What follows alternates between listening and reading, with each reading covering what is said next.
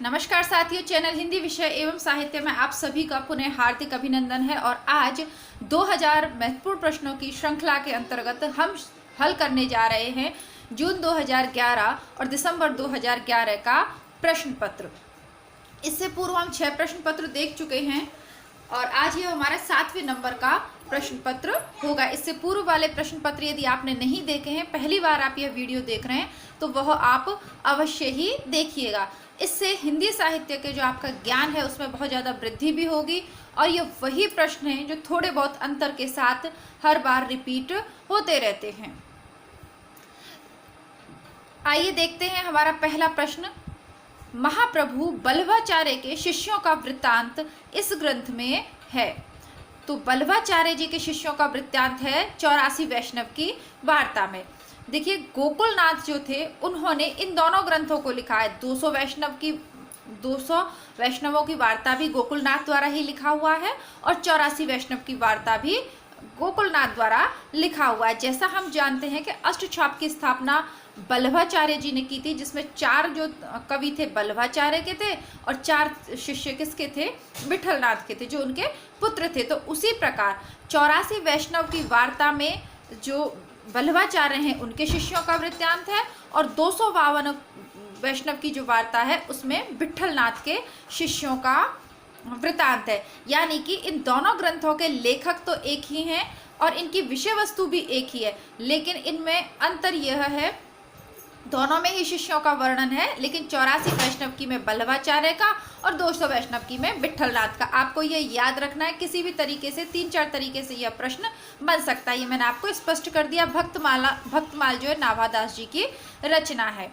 आगे देखते हैं। काशी में हम प्रकट भये रामानंद चेताए, यह किसकी पंक्तियां हैं? तो यह कबीरदास जी की पंक्तियां हैं। 2019 वाला जो पेपर हुआ है उसमें भी पूछा गया है कि काशी के जो घाट है, गंगा घाट है, वहाँ पर कौन सुबह मतलब प्रातःकाल की स्थिति में रामानंद के चरणों में आकर गिर गए थे। ऐसा ही कुछ करके प्रश्न है, एग्जैक्ट उसकी भाषा मुझे याद नहीं है, लेकिन इसी तरीके का प्रश्न है। तो उसका उत्तर भी कबीरदास जी ही होगा, क्योंकि रामानंद के 12 शिष्य माने जाते हैं रामचंद्र शुक्ल के द्वारा और उनमें सभी जातियों के शिष्य थे। इनकी एक प्रसिद्ध पंक्ति है रामानंद की कि जात पात पूछे नहीं कोई, हर को भजै सो हर को होई। आगे देखते हैं। रासो शब्द की उत्पत्ति रसायन शब्द से किसने मानी है? तो रामचंद्र शुक्ल जी ने रासो शब्द की उत्पत्ति रसायन से मानी है। गारसा दत्तासी जी ने राजसूयो शब्द से मानी है और पंडित हरप्रसाद शास्त्री ने राजयश से रासो शब्द की उत्पत्ति मानी है। रासो शब्द यानी रासो काव्य यानी वीर काव्य जो हैं आदिकाल में जो लिखे गए उनको रासो साहित्य के अंतर्गत हम लेते हैं। तो ये वही रासो शब्द है। इसकी उत्पत्ति सभी लेखकों ने अलग अलग मानी है कि इनको रासो नाम कहाँ से लिया गया। इस संबंध में सभी ने अपने अपने मत प्रस्तुत किए हैं। तो रसायन से माना है शुक्ल जी ने। लक्षण ग्रंथ का अर्थ है। यदि एक शब्द में इसका उत्तर हमें देना होगा तो काव्यांग विवेचन, यह इसका सही उत्तर होगा। लेकिन मैं आपको बता दूं कि इसमें ऑप्शन में जो नायिका भेद दिया है यह भी लक्षण ग्रंथ के जो लिखे जाते हैं उसका एक हिस्सा यह भी होता है। कुल मिलाकर लक्षण ग्रंथ की परिभाषा देखें तो नायिका भेद, जिस ग्रंथ में नायिका भेद, छंदों के विषय में छंदों के प्रकार, अलंकारों के प्रकार, ये सब काव्यगत वर्णन जिस ग्रंथ के अंतर्गत किए जाते हैं उसे हम लक्षण ग्रंथ कहते हैं।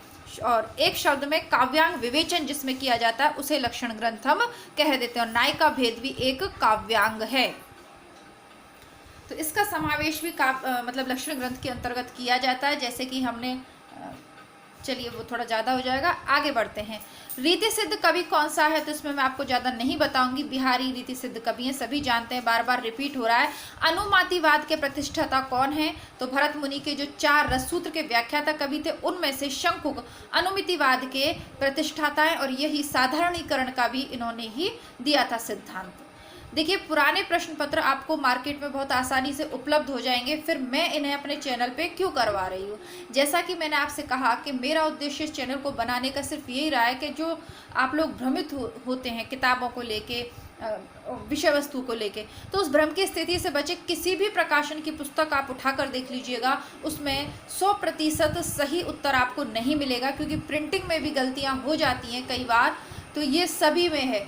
जिन्हें बहुत आप अच्छे प्रकाशन मानते हैं ना कि इसके ओल्ड पेपर अच्छे ले लें, उनमें भी गलतियां बार बार देखने को मिलती है। तो उन गलतियों से हम बच जाएं और आपको सही जानकारी प्राप्त हो, इसीलिए मैं आपको ये पुराने पेपर करवा रही हूँ। आप लोग वीडियो को देखना शुरू तो करते हैं लेकिन पूरा नहीं देखते, तो ये स्थिति आपके लिए अच्छी नहीं है। आप वीडियो को पूरा देखें और लाइक भी करें। यदि आपको 2 प्रश्नों का लाभ भी होता है, ऐसे 2 प्रश्न भी आपके तैयार होते हैं जिनके विषय में आप पहले से नहीं जानते थे, तो वीडियो को लाइक ज़रूर कीजिएगा, क्योंकि आप लाइक करना भूल जाते हैं अथवा आप जानबूझ के नहीं करते, आपको ये नहीं लगता जरूरी कि लाइक करना चाहिए, है ना। सही बात है। तो किंशुक कुसुम जानकर झपटा भौरा शुक की लाल चौच पर, तोते ने निज ठौर चलाई जामुन का फल उसे सोचकर। कौन सा अलंकार है? तो इसमें भ्रांतिमान अलंकार है। काव्य अलंकार के रचयिता हैं भामा। इसको पिछली बार भी पिछले प्रश्न पत्र में भी करा है, सुमेलित वाले में। भारोपीय परिवार की भाषा कौन सी नहीं है? तो मलयालम नहीं है, कन्नड़ मलयालम ये भारोपीय परिवार की नहीं है। आगे देखते हैं, ब्रिज भाषा कहाँ बोली जाती है? आप आसानी से लगा लेंगे। मथुरा और वृंदावन में बोली जाती है। ओरछा एवं झांसी में बुंदेली बोली जाती है। बनारस में के थोड़े से हिस्से में भोजपुरी भी बोली जाती है। इलाहाबाद में बोली जाती है अवधी। 11वां प्रश्न देखते हैं, विश्व जन की अर्चना में नहीं बाधक था इस व्यष्टि का अभिमान। किसकी पंक्तियां हैं? तो ये नेमी चंद्र जैन जी की पंक्तियां हैं। मतवाला के संपादक कौन थे? निराला। मतवाला पत्र के संपादक निराला थे, लेकिन प्रथम संपादक इसके महादेव प्रसाद थे। ठीक है, और ये साप्ताहिक निकलता था, लेकिन इसका फिर कार्यभार निराला जी ने संभाला और लंबे समय तक इसे चलाया और 1923 में यह प्रकाशित होता था। भारतेंदु हरिश्चंद्र की सभी जानते हैं, इनके कवि वचन सुधा है, बाल बोधिनी, ये काफ़ी सारी इनकी पत्र पत्रिकाएँ निकलती थी। धर्मवीर भारती ने 1950 में धर्मयुग का संपादन किया और 1932 में शिव पूजन साय ने जागरण का संपादन किया। साखी किसका संकलन है? तो साखी विजय देव नारायण शाही का संकलन है। जीवन विवेक ही साहित्य विवेक है, यह कथन किसका है? तो हजारी प्रसाद द्विवेदी जी का एक निबंध है, विचार और वितर्क करके। तो ये और एक और है उनका, तो ये हजारी प्रसाद द्विवेदी जी के निबंध से ली हुई पंक्तियां हैं। और रामविलास शर्मा जी की भी पंक्तियां हैं कि मार्क्सवाद कहता है कि हर वस्तु पर डाउट करो। ठीक है, मुक्तिबोध की भी बहुत सारी पंक्तियां हैं। अज्ञे की भी प्रसिद्ध पंक्तियां कई सारी हैं। अज्ञे की तो एक प्रसिद्ध पंक्ति है कि सांप तुम सभ्य नहीं हुए, तो वो भी प्रसिद्ध है। प्रगतिशील आलोचक कौन से नहीं है? इसको कल भी हमने पढ़ा था। तो नंद दुलारे वाजपेयी जी प्रगतिशील आलोचक नहीं है। शिवदान सिंह चौहान, रामविलास पासवान, प्रकाश चंद्र गुप्त, यह सभी प्रगतिशील आलोचक हैं। अलमा कबूतरी किसकी रचना है? कल मैंने आपको बताया था, यह मैत्रेयी पुष्पा की 2000 में लिखी हुई उपन्यास है, लिखा हुआ उपन्यास है। और मृदुला गर्ग का उपन्यास है कठगुलाब, जो कि 1996 में लिखा गया था। चित्रा मुदगल का है 1990 में लिखा हुआ एक जमीन अपनी, और 1993 में गीतांजलि श्री ने लिखा था माई। विलोम किस नाटक का पात्र है? तो ये आषाढ़ का एक दिन का पात्र है। आषाढ़ के एक दिन हमारे सिलेबस में भी है। इसके रचयिता हैं मोहन राकेश और यह 1958 में लिखा गया था।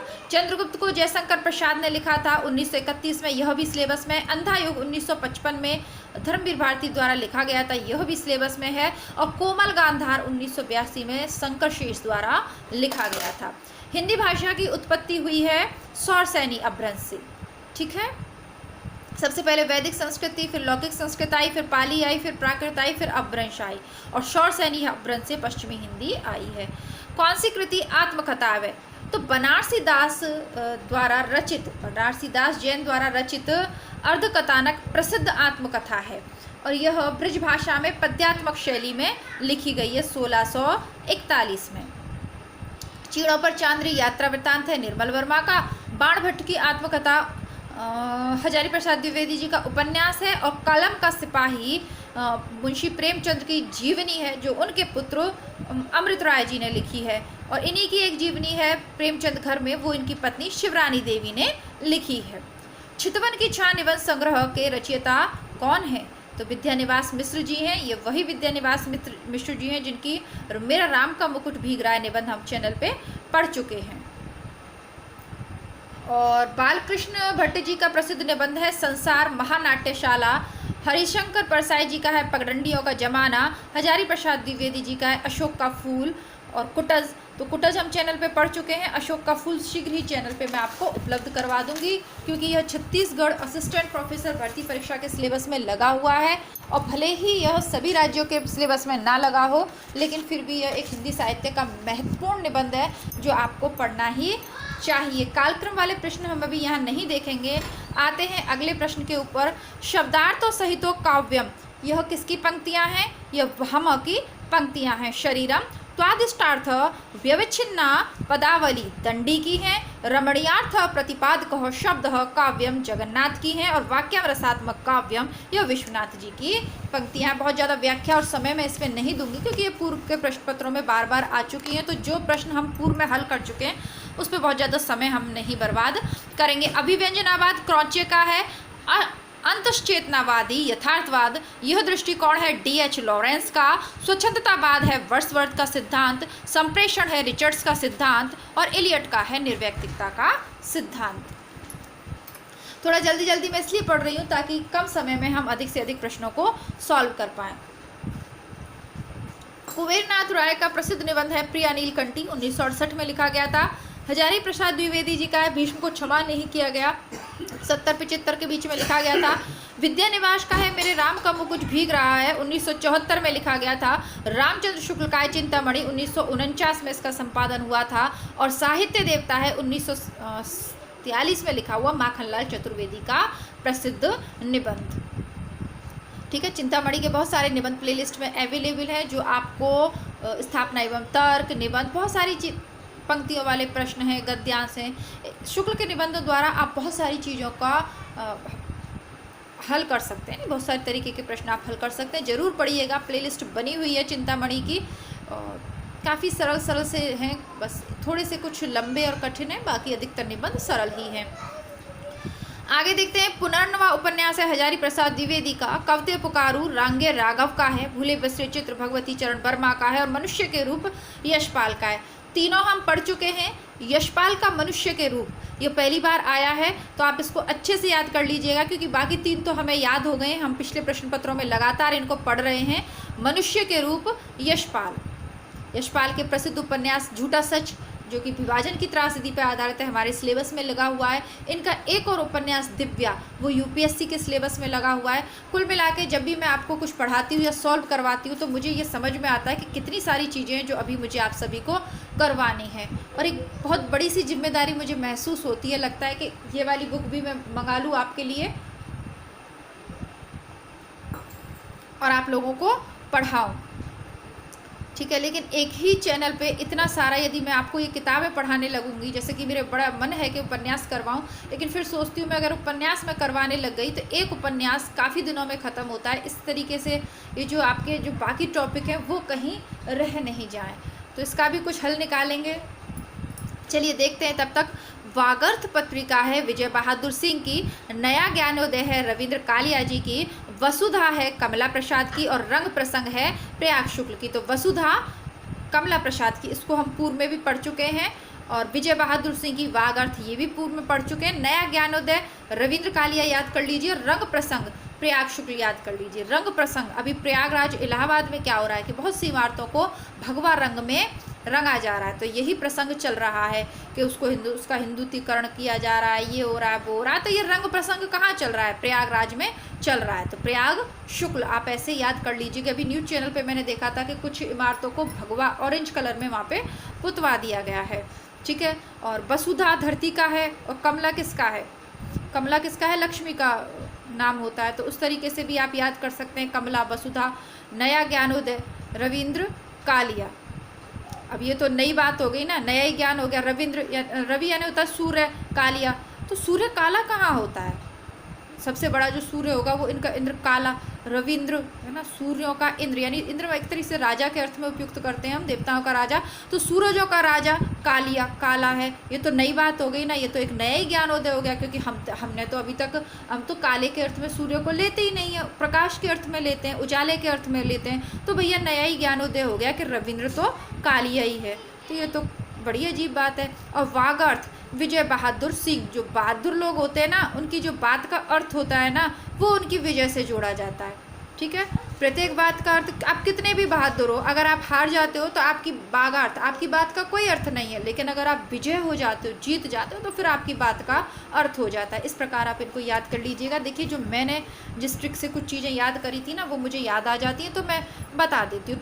ट्रिक को रटना नहीं है, ठीक है। यदि आपको ट्रिक रटनी पड़ रही है ना, तो फिर वो ट्रिक नहीं है, उस पर भी दिमाग लगाना पड़ेगा, यार इसको रटो। ऐसे नहीं, ट्रिक ऐसी बनाई है कि आपको देखते ही याद आ जाए, है ना। रंग प्रसंग चल रहा है प्रयाग में, वसुधा कमला एक ही बात है, नया ज्ञान, रविंद्र काला है, ये तो नया ही ज्ञान हो गया, और जो बहादुर वही है जो विजय प्राप्त कर ले, ये उसी की बात का अर्थ है। आगे देखते हैं, उषा प्रियमवदा की है वापसी, पढ़ चुके हैं। सिक्का बदल गया, देखिए मैं ना अब आपको यहाँ ऑप्शन नहीं दिखा रही हूँ, क्योंकि ये सारी कहानी हम पढ़ चुके हैं। उषा प्रियमवदा की वापसी पढ़ चुके हैं, सिक्का बदल गया कृष्णा सोबती की हम चैनल पे पढ़ चुके हैं, परिंदे निर्मल वर्मा की हम चैनल पे पढ़ चुके हैं, और मनु भंडारी की कहानी हमने नहीं पढ़ी है, उनकी कहानी है अकेली, ठीक है।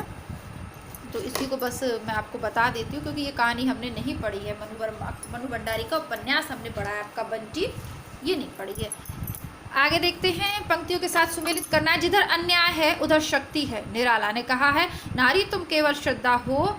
ये प्रसाद जी की पंक्तियां हैं और मेरे दिल के बहुत करीब हैं, है ना। किसी भी लेखक ने नारी को वो सम्मान नहीं दिया। अधिकतर लेखक जो है ना, छायावादी जो लेखक, वो नारी, या छायावादी ना कहूँ, मतलब जितने भी लेखक हैं वो नारी के केवल भूगोल पे ही अटक गए, शारीरिक बनावट पे ही अटक गए। विशेषतर रीति सिद्ध के, रीतिकाल के कवियों से तो मुझे इस समय मतलब बड़ी घृणा सी होती है कि केवल बाहरी रूप पे अटक गए। नारी के मन तक पहुंचने का, उसके मन में जो व्याप्त आकांक्षाएं हैं, उसके सपने हैं, वो क्या चाहती है, किस तरीके का उसका त्याग, उसके जीवन में जो त्याग वो करती है, परिवार के लिए जो उस सब का वर्णन कहीं है ही नहीं। कहाँ अटक के रह गई है, मात्र एक पुरुष बन के, एक भोगी बन के नारी की देह का वर्णन किया। लेकिन शुक्ल जी की ये पंक्तियाँ मेरे दिल के बेहद करीब हैं। नारी तुम केवल श्रद्धा हो, विश्वास रजत पक्तल में तुम पीयूष रोज सी बहा करो, जीवन के सुंदर समतल में। बहुत ज़्यादा प्रेरित करने वाली ये पंक्तियाँ हैं नारियों के लिए, है ना।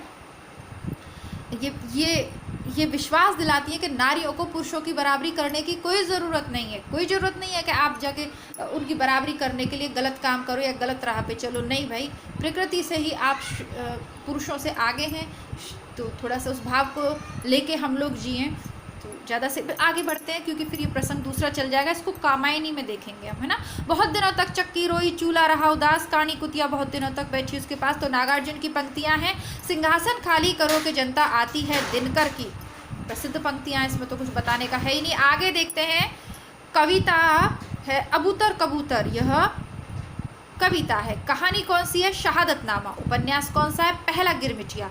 नाटक कौन सा है, देहांतर। और अशोक के फूल क्या है, निबंध। ये भी आप लगा लीजिएगा, इसे क्यों छोड़े बेचारे को। न्योनिया पात्र है बाणभट्ट की आत्मकथा का। राय साहब पात्र हैं गोदान के। प्रशांत पात्र है मैला आंचल का। और रेखा पात्र है नदी के द्वीप की। ये सारे बहुत प्यारे प्यारे उपन्यास हैं और सारे मैं आपको पढ़ाऊँगी, पक्का पढ़ाऊँगी। आप लोग बस जुड़े रहिए मुझसे, और हमारा साथ जो है लंबा चलने वाला है, ऐसे नहीं। नाटक को उसके पात्रों के साथ सुमेलित कीजिए। चंद्रगुप्त पात्र किसका है, चंद्रगुप्त का पात्र कौन सा है।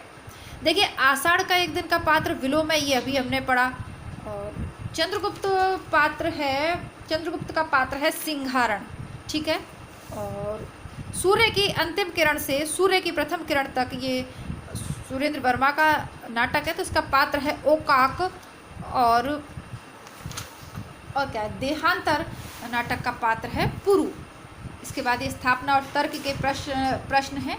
ये देखिए, कविता क्या है निबंध में से लिया हुआ है, क्योंकि कविता लोकरंजन से जुड़ी हुई है, तो ये वाला भी कविता क्या है निबंध में से लिया गया है। दंडकोप का ही एक विधान है, यह भी भाव मनोविकार वाले निबंध में से है शायद, या श्रद्धा भक्ति वाले निबंध में से। दूसरा है श्रद्धा का मूल तत्व, श्रद्धा और भक्ति वाले निबंध में से लिया गया है। सबसे मधुर रसमयी बागधारा वही है जो करुणा प्रसंग लेकर चले, यह कविता क्या है निबंध में से लिया हुआ है।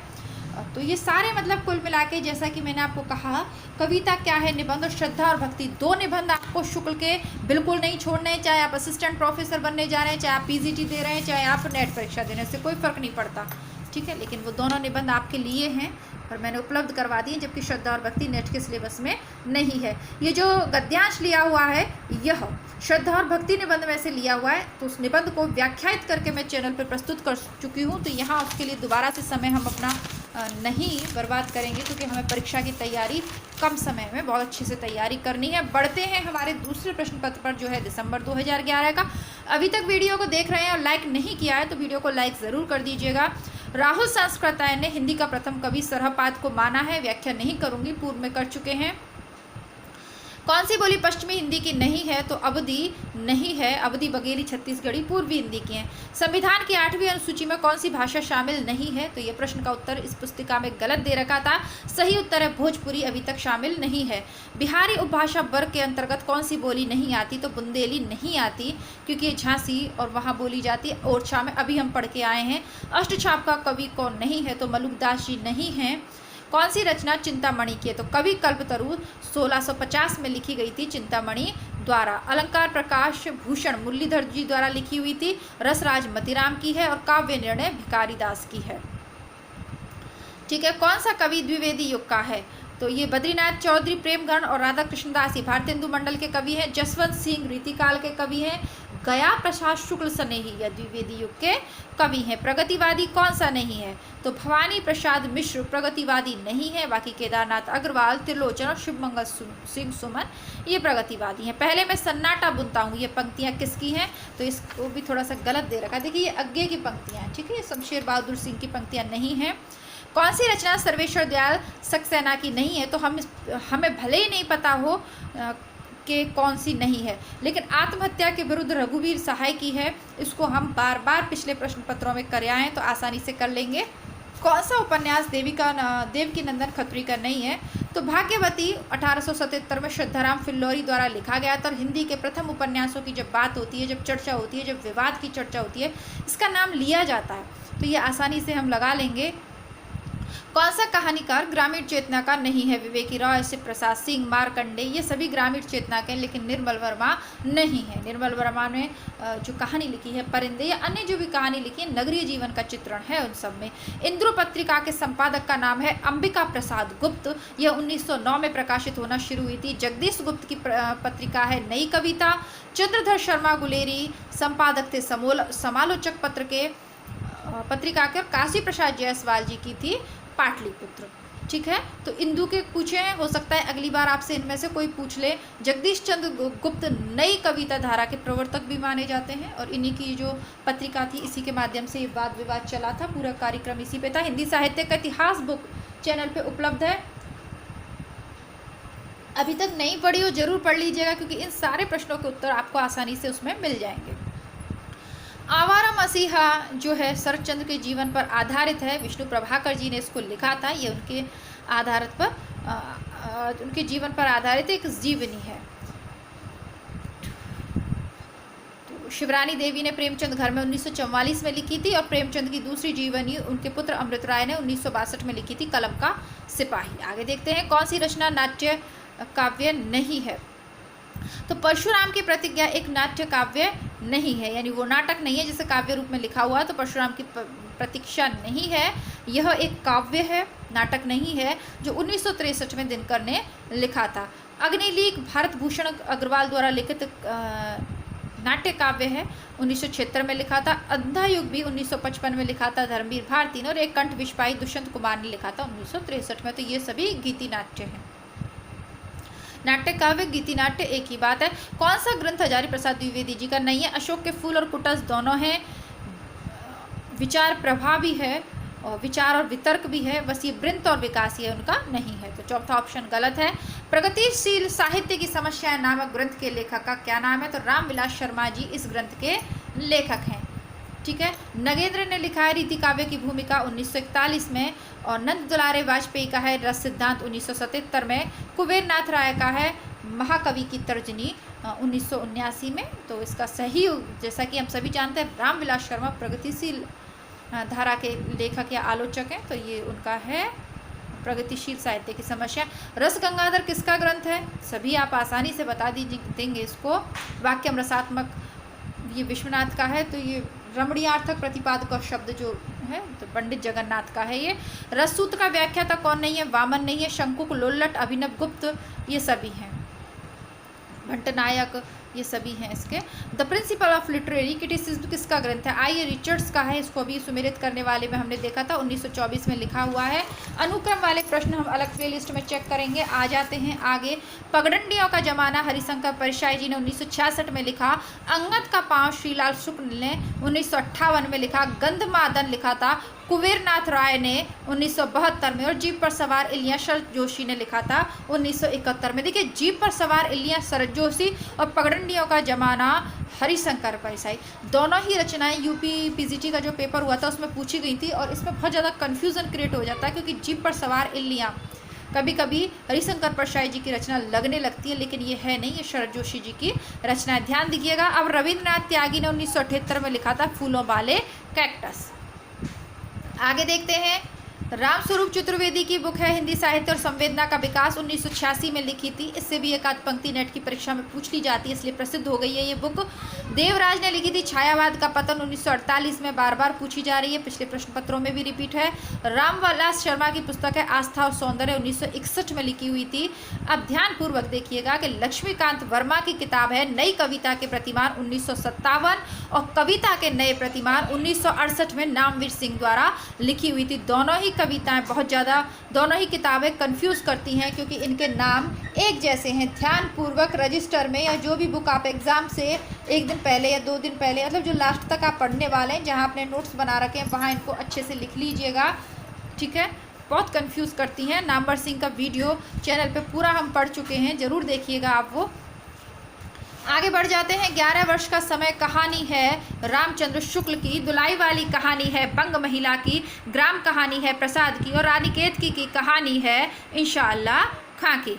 विराटा की पद्मिनी उपन्यास है वृंदावन लाल वर्मा का। वैशाली की जो नगर वधू है बहुत ही चतुर है, चतुर सेन शास्त्री है। कैसी है? सेन। पता है आपको किसे कहते हैं? भरे बोहन में भरे सेन, तो सेन कहा जाता है। ये जो आईब्रो होती है ना हमारी, इसको बोहों को सेन कहा जाता है, सेन चलाना देसी भाषा में। तो अपने चतुर हो, बहुत चतुर है वो, आंखों ही आंखों में बात कर लेती है। कौन? वैशाली की नगर वधू। दिव्या है यशपाल का, यूपीएससी के सिलेबस में लगा हुआ। चारुचंद्र लेख है हजारी प्रसाद द्विवेदी जी का उपन्यास। विराटा की पद्मिनी वृंदावन लाल वर्मा जी, ये ऐतिहासिक नाटक उपन्यासों को लिखने वाले हुए हैं, ठीक है। मृगनयनी का प्रसिद्ध उपन्यास है। आगे देखते हैं।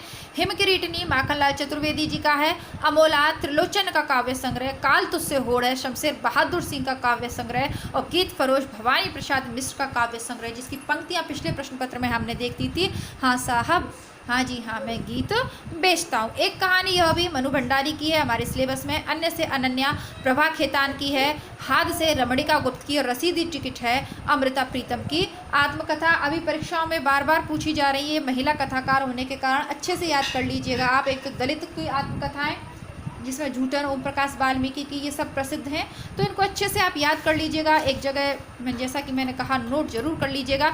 ग्लोबल गांव के देवता रणेंद्र की रचना है। झूठन रचना है ओम प्रकाश वाल्मीकि जी की। मुक्ति पर्व है मोहनदास नैमिषारण्य की। और छापर है जयप्रकाश करदम की। इनको प्लीज़ आप नोट कर लीजिएगा, जरूर पूछी जाएंगी एक ना एक इनमें से। सूरजपाल चौहान की भी पिछले प्रश्न पत्र में हमने पढ़ी है। अब पंक्तियों को सुमेलित करना है। गोरख जगायो जोग भक्ति भगायो लोग, तुलसीदास जी की हैं। अनबूढ़े बूढ़े तुरे जे बूढ़े सब अंग, तो ये भ्रांतिमान विरोधाभास अलंकार का उदाहरण है। बिहारी का है दोहा। अति सूदो सन्हे को मारक जा में नेक सयानपन बांक नहीं, घनानंद का बसो मेरे नैनन में नंदलाल मीराबाई का। तो ये सभी हम पढ़ चुके हैं, इसमें नया कुछ भी नहीं है, पुराने प्रश्न पत्रों से लिया हुआ है। और ये जो आगे हम पढ़ रहे हैं ना, ये भी पुराने प्रश्न पत्र में हम कर चुके हैं। प्रदोषो शब्दार्थो सगुणावलंकृति पुनः क्वापि मम्मट प्रज्ञान वना विन्योन्वश प्रज्ञा नवोन्मेषशालिनी प्रतिभा मता भट्टतौत की है। नकांतमपि निर्भूषम विभाति वनिता मुखम भामह की पंक्तियां। कृति भनति भूति भरसोही सुर सरसम सबका महितोई, तुलसीदास की रामचरितमानस की प्रसिद्ध पंक्तियां। ये सारे मैं आपको करवा चुकी हूँ, इसलिए यहाँ पे रिपीट नहीं करूँगी। द कम्युनिस्ट मैनिफेस्टो रचना है कॉल मार्क्स की। The use of poetry and use of criticism रचना है टी.एस. इलियट की। एल्यूजन एंड रियलिटी रचना है कॉजवेल की। द पोएटिक इमेज रचना है सी.डे. लेविस की, ठीक है। तो इनको भी आप बना सकते हैं एक तरीके से अपनी एक लिस्ट सी, जहाँ पे कि ये सब नोट डाउन कर लें, काव्यशास्त्र की पुस्तकें वगैरह। स्थापना और तर्क वाले प्रश्न देखते हैं। कर्म में सक्रियता होती है तो ये ठीक है, भाषा ही मनुष्य की केवल भाषा सीखने का ये सभी देखिए अलग से प्लेलिस्ट बना के मैं आपको सॉल्व करवा चुकी हूँ, साथ साथ आप वो देखते रहिए। और कविता ही मनुष्य के हृदय को यानी कविता और श्रद्धा भक्ति में से 1 से 2, ठीक है।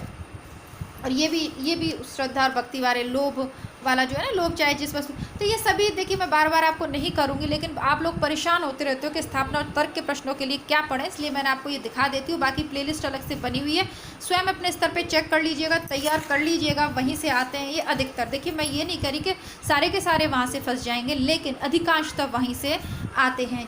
तो अब ये जो पैराग्राफ दिया हुआ है देखिए, तो ये शुक्ल का निबंध है, मैं पढ़ा चुकी हूँ। चिंतामणि भाग 1 से शुक्ल के निबंधों की अलग प्लेलिस्ट बनी हुई है, वहीं से ये लिया हुआ है। सच्चे वीरों वाला यानी उत्साह निबंध से ये लिया हुआ है, आप लिख लीजिए इसको। तो इसको भी मैं यहाँ नहीं करवाऊंगी, क्योंकि आप लोग जब वो तो सारे निबंध आपको पढ़ने ही है, तो आप वहीं से पढ़ के आसानी से सरल से प्रश्न है, आसानी से आप कर लेंगे।